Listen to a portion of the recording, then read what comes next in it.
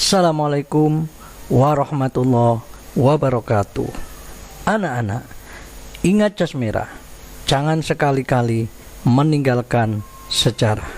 Berjumpa kembali di channel Sejarah Minat. Anak-anak, siswa-siswi SMA Negeri 2 Batang, khususnya siswa-siswi kelas 12 IPS yang mengikuti pembelajaran daring pada hari ini. Semoga kalian tetap ceria, sehat, dan bahagia. Semoga tetap semangat walaupun dalam kondisi pandemi COVID-19.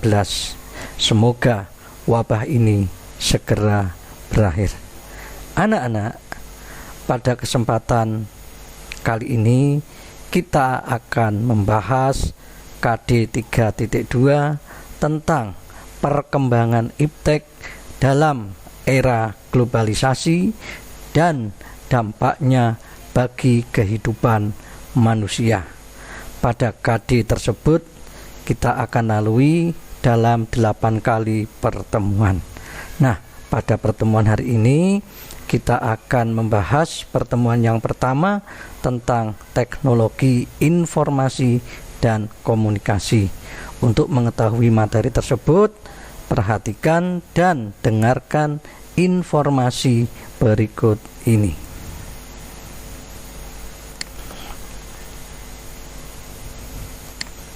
Perkembangan iptek dalam era globalisasi dan dampaknya bagi kehidupan manusia, oleh Nur Rohim SPD M.Hum, Guru Sejarah SMA Negeri 2 Batang. Bahan ajar Sejarah Minat kelas 12 IPS tahun pelajaran 2020-2021. Anak-anak siswa-siswi SMA Negeri 2 Batang kelas 12 IPS.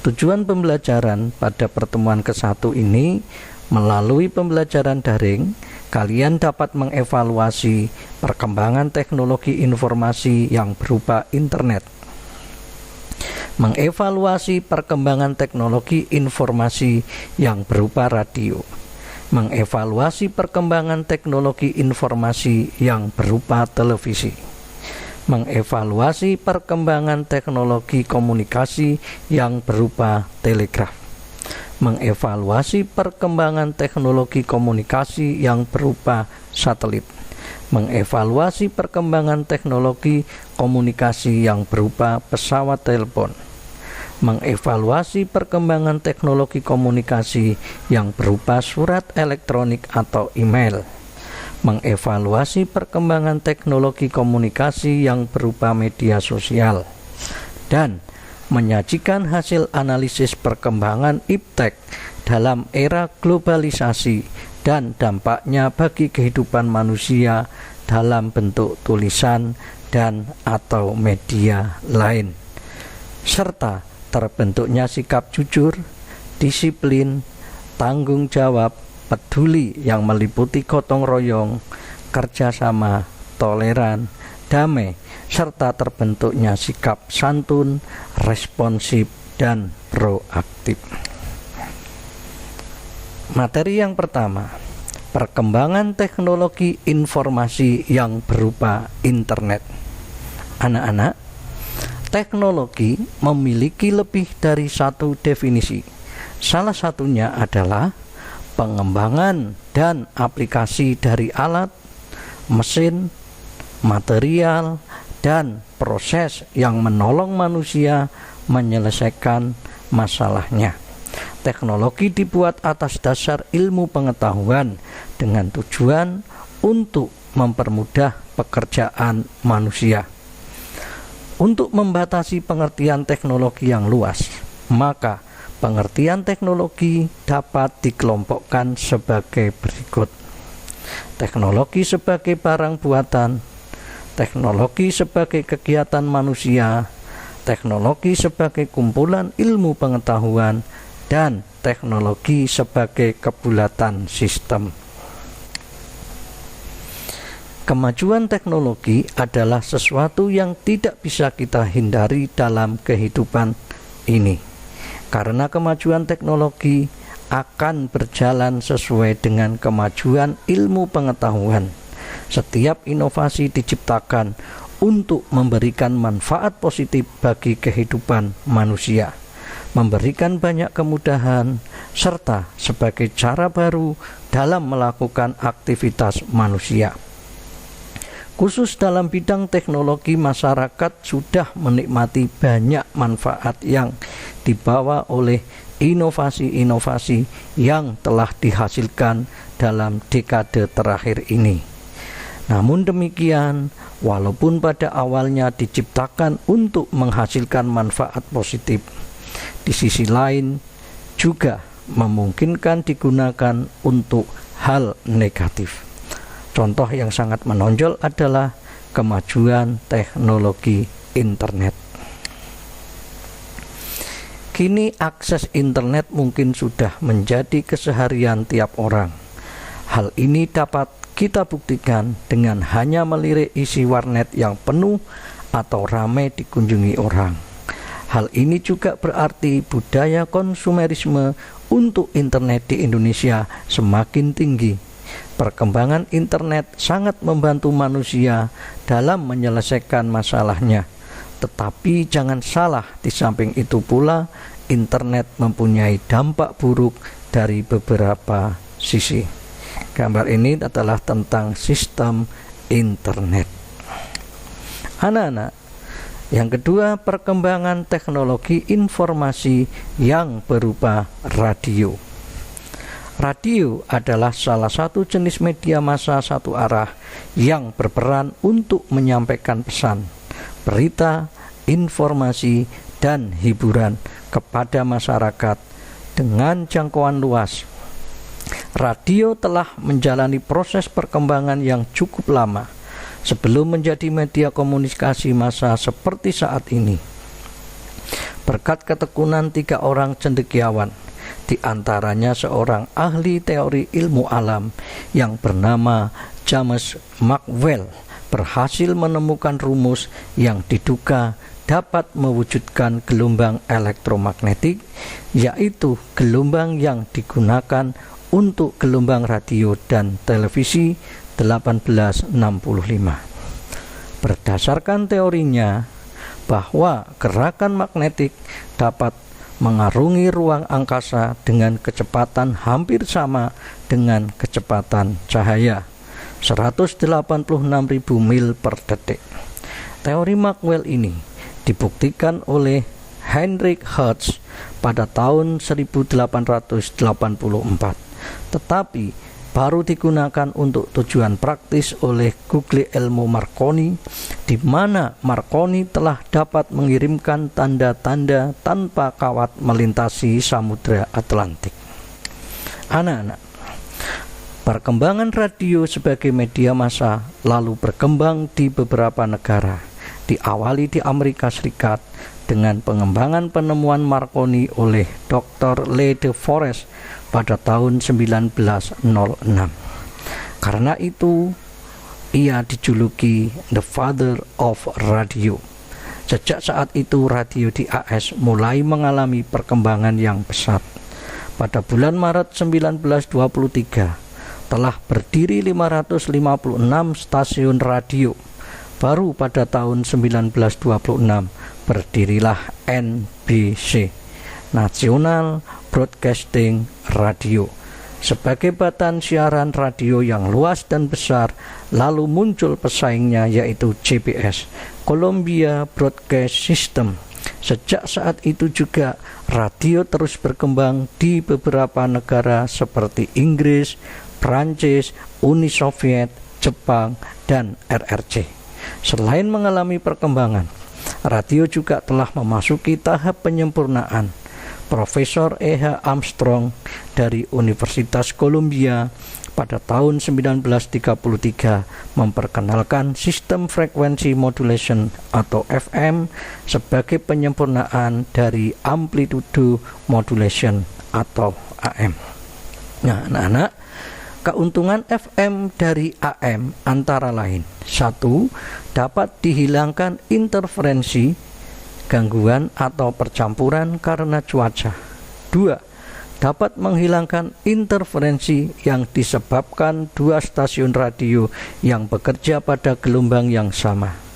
3. Menyiarkan suara sebaik-baiknya. Nah, anak-anak, gambar di bawah ini adalah perkembangan radio dari masa ke masa. Ini yang cukup unik. Nah, anak-anak, yang ketiga adalah perkembangan teknologi informasi yang berupa televisi. Televisi merupakan media telekomunikasi yang berguna untuk menerima siaran gambar bergerak dalam wujud monokrom maupun berwarna disertai suara sebagai pendukung media tersebut. Perkembangan televisi diawali dengan penemuan dasar hukum gelombang elektromagnetik yang ditemukan oleh Joseph Henry dan Michael Faraday pada tahun 1831. Penemuan ini merupakan titik awal bertumbuhnya era komunikasi elektronik. Pada tahun 1862, A.P. Giovanna Caselli menemukan pantelegraf sebagai alat pertama yang mampu mentransmisikan gambar melalui kawat. Anak-anak siswa-siswi SMA Negeri 2 Batang kelas 12 IPS. Pada tahun 1880, Bell dan Edison mengeluarkan teori bahwa selain suara, perangkat telepon dapat mengirimkan gambar. Bell menciptakan fotofon untuk mengirimkan suara dan gambar. Pada tahun 1884, Paul Nipkow berhasil mengirim gambar dengan menggunakan kawat resolusi 18 garis yang melingkar yang disebut sebagai teleskop elektrik. Seiring berkembangnya zaman, ilmuwan Rusia Konstantin Persky mengeluarkan istilah televisi untuk pertama kalinya dalam Congress of Electricity di Paris pada tahun 1900. Selanjutnya, Le de Forest menemukan audion, tabung kedap udara yang berfungsi untuk menggunakan sinyal. Pada tahun 1907, Campbell Swinton dan Boris Rosing menggunakan tabung sinar katoda untuk mengirim gambar dalam percobaan secara terpisah. Pada tahun 1923, Vladimir Shurskin mematenkan temuannya berupa kamera TV. Kelebihan dari temuan pengembangan ide Swinton adalah menampilkan gambar yang lebih baik pada tahun 1924 sampai 1925. Charles Jenkins, Amerika Serikat, dan John Boyd, Skotlandia, mendemonstrasikan transmisi mekanik gambar melalui sirkuit kabel yang menghasilkan siluet. Pada tahun 1926, John Boyd mengoperasikan stem resolusi gambar 30 garis per detik. Pada tahun 1927, Bell Telepon dan Departemen Perdagangan AS memancarkan siaran jarak jauh pertama dari Washington DC ke New York. Anak-anak, pada tahun 1928, The Federal Radio Commission menerbitkan lisensi penyiaran televisi pertama kepada Charles Jenkins. Pada tahun ini, jenis televisi yang berkembang berjenis oktagon. Pada tahun 1929, Vladimir Shurskin kembali mendemonstrasikan sistem elektronik yang dapat menerima sekaligus mengirimkan gambar untuk penyempurnaan tabung katoda yang dinamakan Kines. Pada tahun 1936, pesawat televisi pun mulai digunakan di seluruh dunia, sekitar 200.000 pesawat. Pada tahun 1937, CBS dan BBC London mulai mengembangkan TV. Pada tahun 1939, Vladimir Shurskin dan RCA melakukan uji coba siaran dari gedung Empire State Building, New York. Pada tahun 1940, Peter Kottmark menemukan pesawat TV berwarna dengan resolusi 343 garis engan jenis RCA. Anak-anak, pada tahun 1948, televisi kabel diperkenalkan di Pennsylvania. yang kemudian dipatenkan oleh Louis W. Parker dengan sebutan Motorola. Pada saat itu ada 1 juta pesawat televisi di seluruh Amerika Serikat. Pada tahun 1956, sistem penyiaran video mulai diperkenalkan. Pada tahun yang sama, Robert Adler menemukan remote control. Pada tahun 1962, AT dan T meluncurkan Telstar sebagai satelit relay pertama. Pada tahun 1967, sebagian besar stasiun TV mengadopsi teknologi siaran berwarna. Tipe yang populer pada tahun ini adalah Maidensa. Kemudian PBS menjadi stasiun pertama yang menyiarkan seluruh program melalui satelit. Pada tahun 1981, NHK memperkenalkan HDTV dengan resolusi 1125 garis. Pada tahun 1982, Dolby Surround Sound diluncurkan ke pasar. Pada tahun 1983, direct broadcast satelit pun mulai dilakukan melalui siaran Indian Police. Hingga pada tahun 1996, triliunan TV mulai beredar di seluruh dunia dengan menggunakan teknologi CRT, Cathode Ray Tube. Anak-anak, pada tahun 1997, televisi plasma pertama kali dipasarkan dengan bentuknya yang ramping sebagai kelebihannya. Tidak hanya itu, TV LCD juga dikembangkan dengan kualitas gambar yang sangat baik serta lebih hemat energi dibandingkan dengan TV plasma, namun dengan harga yang sangat mahal. Pada tahun 1998, TV HDTV pun mulai dikembangkan dengan keunggulan gambar yang jelas dan suara yang jernih. Pada tahun 1999, DVR, Digital Video Recorder, pun dikembangkan dengan keunggulan dapat merekam siaran TV ke hard drive. Pada tahun 2007, Apple meluncurkan Apple TV yang dapat dihubungkan dengan iTunes, program televisi, film, video YouTube, dan jenis lainnya. Kemudian Microsoft INC memberikan pilihan Windows XP Media Center Edition yang dapat mengirimkan video, musik, dan foto dari komputer ke televisi.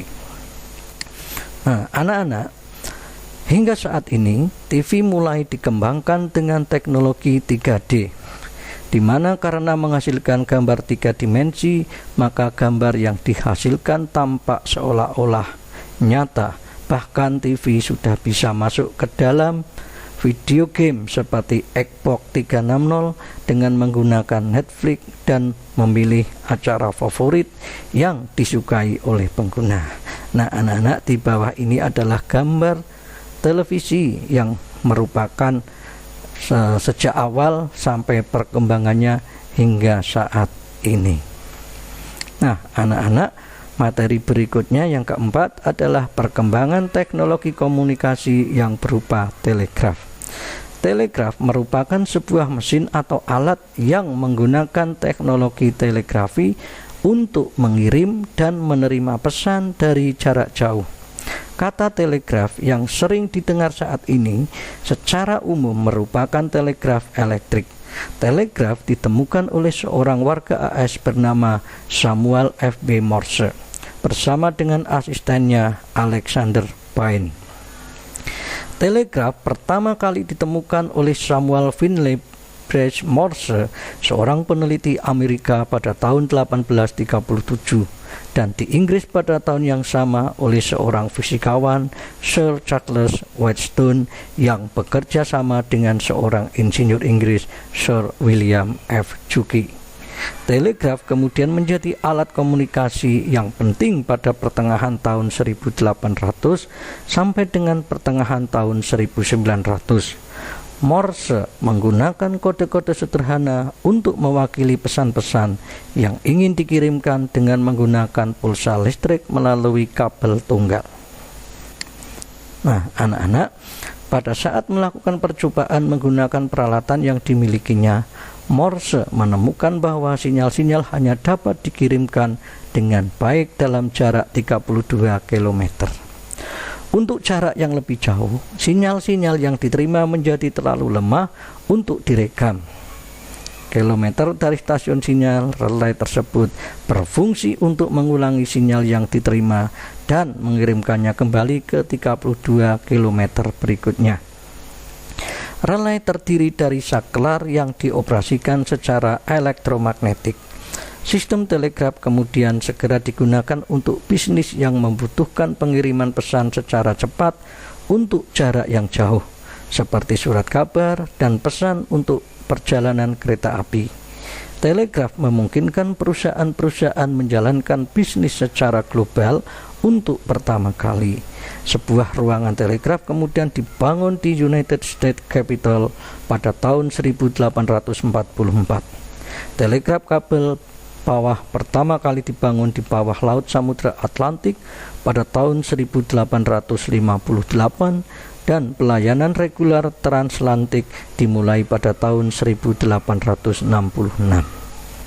Nah, anak-anak, pesan pada telegraf dikirimkan oleh operator telegraf atau telegrafer menggunakan kode Morse yang dikenal dengan nama telegram atau kabelgram dan sering disingkat dengan pesan kabel atau kawat. Sebelum telepon jarak jauh atau interlokal diperkenalkan dan digunakan, telegram ini sangat terkenal pemakaiannya. Telegram biasanya digunakan untuk keperluan bisnis dan tidak sama dengan email.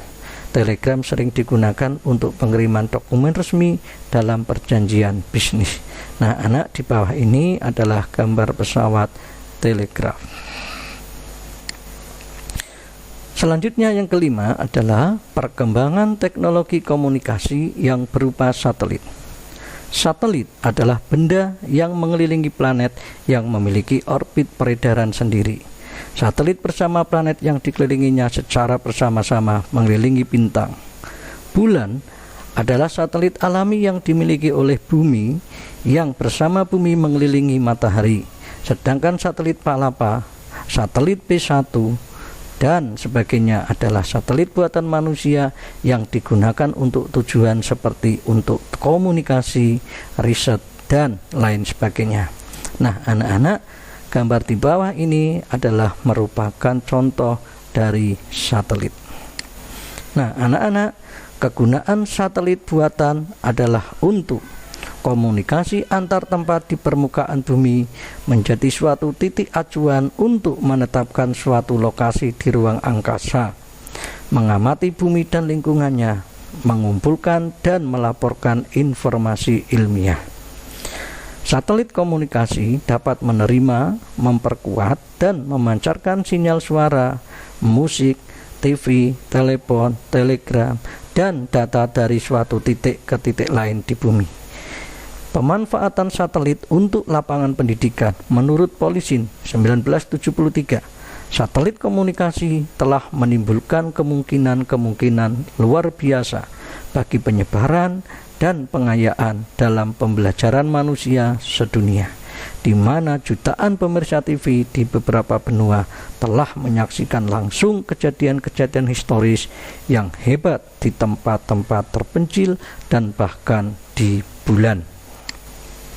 Nah, anak-anak, berikutnya perkembangan teknologi komunikasi yang berupa telepon. Ini kita bisa melihat ya secara perkembangan teknologi telepon.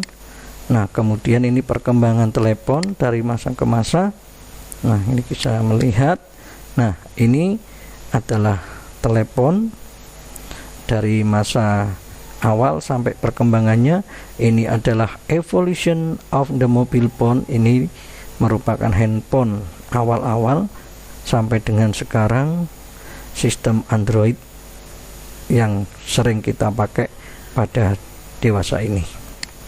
Nah, anak-anak, selanjutnya adalah perkembangan teknologi komunikasi yang berupa surat elektronik atau email. Email atau electronic mail atau surat elektronik berfungsi sebagai alat pengirim pesan melalui perantara teknologi komputer, laptop, dan smartphone yang terhubung dengan jaringan internet. Email digunakan untuk mengirim data, entah itu dalam bentuk file teks, gambar, audio, ataupun video. Dengan menggunakan email, aktivitas pengiriman data misalnya surat menyurat jadi lebih mudah dan cepat dibandingkan menggunakan jasa manusia atau pos.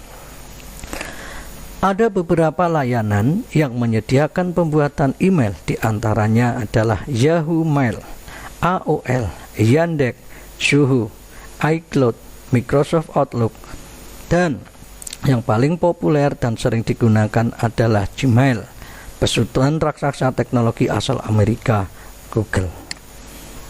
Nah, ini adalah gambar tentang email.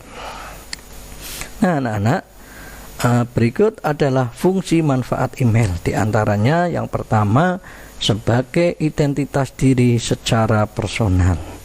Yang kedua, alat untuk mendaftarkan diri di berbagai situs dan media sosial. Dan yang ketiga, email sebagai media promosi. Nah, anak-anak, yang terakhir adalah perkembangan teknologi komunikasi yang berupa media sosial. Media sosial adalah sebuah media online dengan para penggunanya dapat dengan mudah berpartisipasi, berbagi, dan dapat menciptakan isi yang berupa blog, jejaring sosial, wiki, forum, dan dunia virtual. Blog, jejaring sosial, dan wiki merupakan bentuk media sosial yang paling umum digunakan oleh masyarakat di seluruh dunia. Pendapat lain mengatakan bahwa media sosial adalah media online yang mendukung interaksi sosial, dan media sosial itu sendiri menggunakan teknologi yang berbasis web yang dapat mengubah komunikasi menjadi dialog interaktif. Sejarah perkembangan media sosial. Awal mula terbentuknya sosial media terjadi pada tahun 1978 dari penemuan sistem papan buletin yang dapat memungkinkan kita untuk mengunggah atau mengunduh informasi, dapat berkomunikasi dengan menggunakan surat elektronik yang koneksi internetnya masih terhubung dengan saluran telepon dengan modem. Sistem papan buletin ini ditemukan oleh Watt Christensen dan Randy Suess, yang keduanya adalah sesama pecinta dunia komputer. Perkembangan sosial media pertama kali dilakukan melalui pengiriman surat elektronik oleh peneliti ARPA, Advanced Research Project Agency, pada tahun 1971. 1995, kelahiran dari situs GoCities. Situs ini melayani web hosting, yaitu layanan penyewaan penyimpanan data-data website agar halaman website tersebut bisa diakses dari mana saja, dan kemunculan GeoCities ini menjadi tonggak dari berdirinya website-website lain. 1997 muncul situs jejaring sosial pertama, yaitu SickDegree.com. Walaupun sebenarnya pada tahun 1995 terdapat situs Classmates.com yang juga merupakan situs jejaring sosial, namun SickDegree.com dianggap lebih menawarkan sebuah situs jejaring sosial dibanding Classmates.com. 1999 muncul situs untuk membuat blog pribadi, yaitu Blogger. Situs ini menawarkan penggunanya untuk bisa membuat halaman situsnya sendiri, sehingga pengguna dari Blogger ini bisa memuat hal tentang apapun, termasuk hal pribadi ataupun untuk mengkritisi pemerintah, sehingga bisa dikatakan Blogger ini menjadi tonggak berkembangnya sebuah media sosial. 2002 berdirinya Friendster, situs jejaring sosial yang pada saat itu menjadi booming dan keberadaan sebuah media sosial menjadi fenomenal. Anak-anak, tahun 2003 berdirinya LinkedIn. Tak hanya berguna untuk bersosial, LinkedIn juga berguna untuk mencari pekerjaan, sehingga fungsi dari sebuah media sosial semakin berkembang. 2003 berdirinya MySpace. MySpace menawarkan kemudahan dalam menggunakannya, sehingga MySpace dikatakan situs jejaring sosial yang user-friendly. 2004 lahirnya Facebook, situs jejaring sosial yang terkenal hingga sampai saat ini, merupakan salah satu situs jejaring sosial yang memiliki anggota terbanyak. 2006, lahirnya Twitter, situs jejaring sosial yang berbeda dengan yang lainnya karena pengguna dari Twitter hanya bisa mengupdate status atau yang bernama tweet ini yang hanya dibatasi 140 karakter. 2007, lahirnya Wizard, situs jejaring sosial pertama kali diluncurkan bertepatan dengan peringatan Hari Bumi 22 April 2007. Situs ini diharapkan bisa menjadi sebuah direktori online organisasi lingkungan seluruh dunia, termasuk pergerakan lingkungan baik dilakukan individu maupun kelompok. 2011, lahirnya Google Plus. Google meluncurkan situs jejaring sosialnya yang bernama Google Plus. Namun pada awal peluncuran, Google Plus hanya sebatas pada orang yang telah di-invite oleh Google. Setelah itu Google Plus diluncurkan secara umum. Nah, ini adalah social media landscape yang sangat beraneka macam. Nah, anak-anak, kegiatan kita berikutnya adalah latihan uji kompetensi 1. Sebagai tugas mandiri, kalian kerjakan beberapa soal di bawah ini. Yang pertama, evaluasilah perkembangan teknologi informasi yang berupa internet. Yang kedua, evaluasilah perkembangan teknologi informasi yang berupa radio.